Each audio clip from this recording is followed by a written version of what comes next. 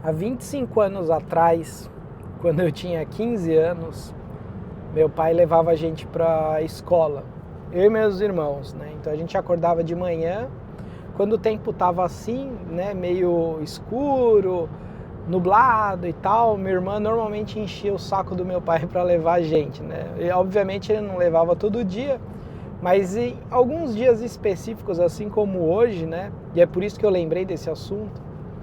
Ele levava a gente e durante o percurso inteiro, não era muita coisa, era questão de 10, 15 minutos. Durante o percurso inteiro ele ficava falando e eu não dava muita atenção.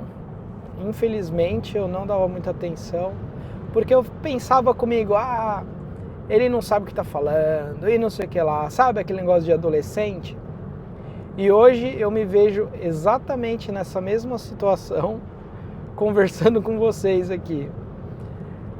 Eu tô aqui falando, né? Eu já fiz diversos vídeos aqui no carro e esse tempo, não sei, esse ambiente aqui me fez lembrar disso. Eu falei, nossa, olha só que interessante, né? Meu pai tentando me dar vários conselhos, conversando, puxando assunto e eu não dei a devida atenção e hoje tô eu aqui fazendo a mesma coisa. Conversando com vocês, compartilhando os meus pensamentos, o que eu acho certo, o que eu acho errado. A vida é engraçada, né? Eu acho que esse é um dos insights. Esse ano eu faço 40 anos, tem muita coisa que eu começo a refletir, eu olho para trás e falo, caraca, se eu fizesse isso diferente, se eu tivesse aproveitado mais essa parte ou essa outra parte. A gente fica pensando, eu fico muito pensativo em relação a isso, porque querendo ou não, 40 anos é, metade da vida, né? Querendo ou não, é metade da vida. Isso se tudo der certo, né? Se tudo der certo, se não tiver nenhum pepino no meio do caminho. Mas é difícil, cara, você pensar, refletir isso, né? Então, se você é jovem e ver os meus vídeos aqui, né? Cara, meu conselho é escute seus pais, seja uma pessoa que pondere as coisas, porque nem sempre as pessoas vão falar a verdade ou nem sempre as pessoas vão falar coisas que te agradam. Eu acho que a gente tem sempre que ponderar, reflita mais, não seja uma pessoa conformista. Hoje de manhã, antes de eu ir trabalhar, eu estava sapeando nas redes sociais e vi uma mensagem que também me chamou a atenção. Talvez isso fez o trigger para eu fazer esse vídeo. Eu ia fazer de manhã, acabou não dando tempo e agora eu estou fazendo de novo de tarde, né? Voltando para casa. Que é o seguinte: quando a gente é jovem, a gente acha que tudo faz sentido, né? E acaba concordando.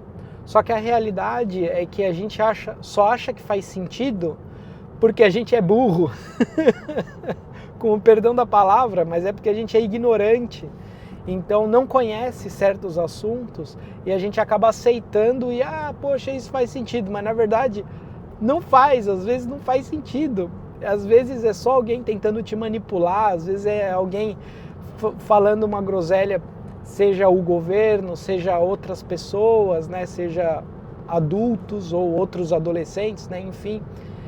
Então a gente sempre vai ter pessoas querendo manipular a gente, sempre pessoas querendo distorcer a verdade, querendo,